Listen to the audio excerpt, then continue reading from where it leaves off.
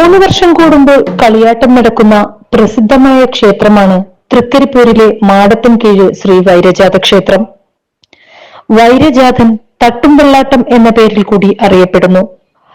ശിവന്റെ വൈരത്തിൽ നിന്നും ജനിച്ചതിനാലാണ് വൈരജാതൻ എന്നറിയപ്പെടുന്നത്. ദക്ഷന്റെ പുത്രിയായ സതീദേവിയാണ് ശിവഭഗവാന്റെ പ്രാണപ്രേയസി. ദക്ഷൻ നടത്തിയ യാഗത്തിൽ ശിവഭഗവാനെയും സതീദേവിയെയും ദക്ഷൻ ക്ഷണിച്ചില്ല. ഇത് ചോദ്യം ചെയ്യാനും യാഗത്തിൽ പങ്കെടുക്കാനും എത്തിയ സതീദേവിയെ ദക്ഷൻ അപമാനിച്ചു. അപമാനഭാരത്താൽ സതീദേവി തീയിൽ ചാടി ആത്മാഹൂതി ചെയ്തു. ഇതിൽ കുപിതനായ ശിവഭഗവാൻ തന്റെ ജട പറിച്ചു നിലത്തെറിഞ്ഞു. അതിൽ നിന്നാണ് വൈരജാതൻ ഉയർക്കൊണ്ടത് എന്നാണ് വിശ്വാസം. 3 വർഷം കൂടുമ്പോഴാണ് വൈരജാത ക്ഷേത്രത്തിൽ കളിയാട്ടം നടക്കുന്നത്.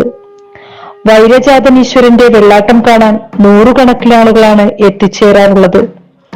ഉഗ്രമൂർത്തിയായ തട്ടും വെള്ളാട്ടത്തിന്റെ തട്ട് കിട്ടിയവർ അടുത്ത കളിയാട്ടം കാണാൻ ജീവനോടെ ഉണ്ടാകില്ല എന്നൊരു വിശ്വാസം കൂടിയുണ്ട് ഭക്തർക്ക്.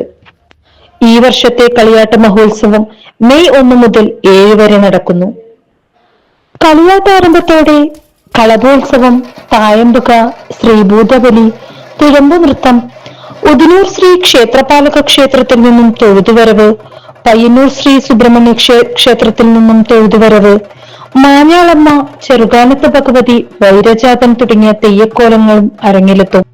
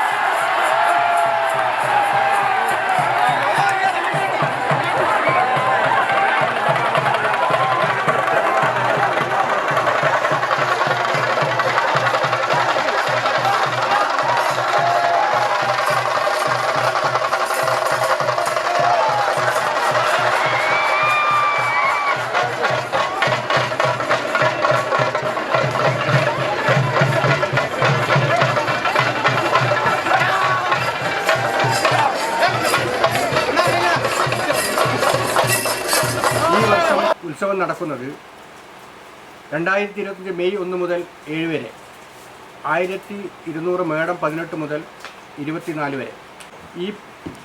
ഈ പ്രാവശ്യം മെയ് 1-നാണ് നമ്മൾ കളിയാട്ടം കൽപ്പിക്കുന്നത്. ഈ നിത്യപൂജയും തെയ്യക്കോലവുമുള്ള